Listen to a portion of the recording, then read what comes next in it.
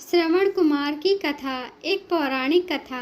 महाराज दशरथ ने कहा, कौशल्या, यह मेरे विवाह से पूर्व की घटना है।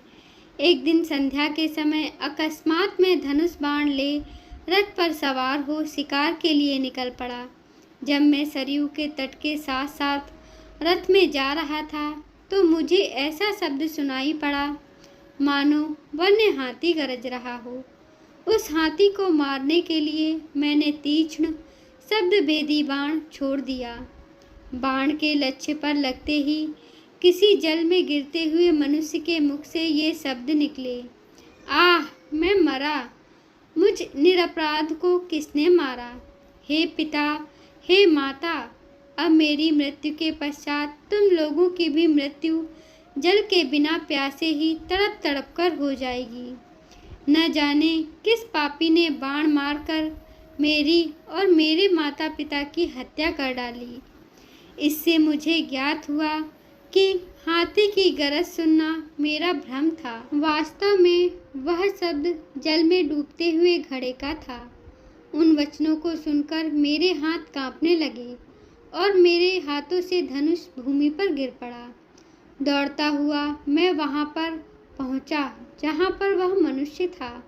मैंने देखा कि एक वनवासी युवक रक्त रंजित पड़ा है और पास ही एक औंधा घड़ा जल में पड़ा है।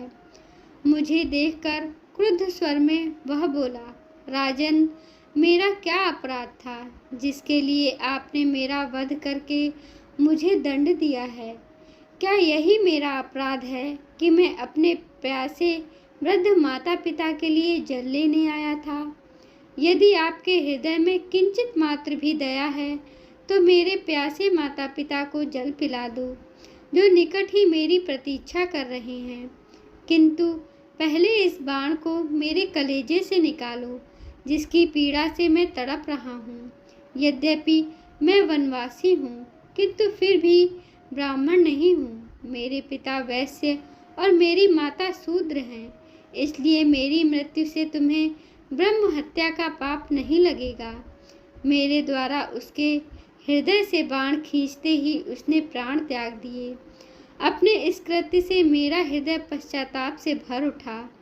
घड़े में जल भरकर मैं उसके माता पिता के पास पहुंचा। मैंने देखा वे दोनों अत्यंत दुर्बल और नेत्रहीन थे। उनकी दशा देखकर मेरा हृदय और भी विदीर्ण हो गया। मेरी आहट पाते ही वे बोले, बेटा श्रवण, इतनी देर कहाँ लग गई? पहले अपनी माता को पानी पिला दो, क्योंकि वह प्यास से अत्यंत व्याकुल हो रही हैं। श्रवण के पिता के वचनों को सुनकर मैंने डरते डरते कहा, हे मुनि, मैं अयोध्या का राजा दशरथ हूँ।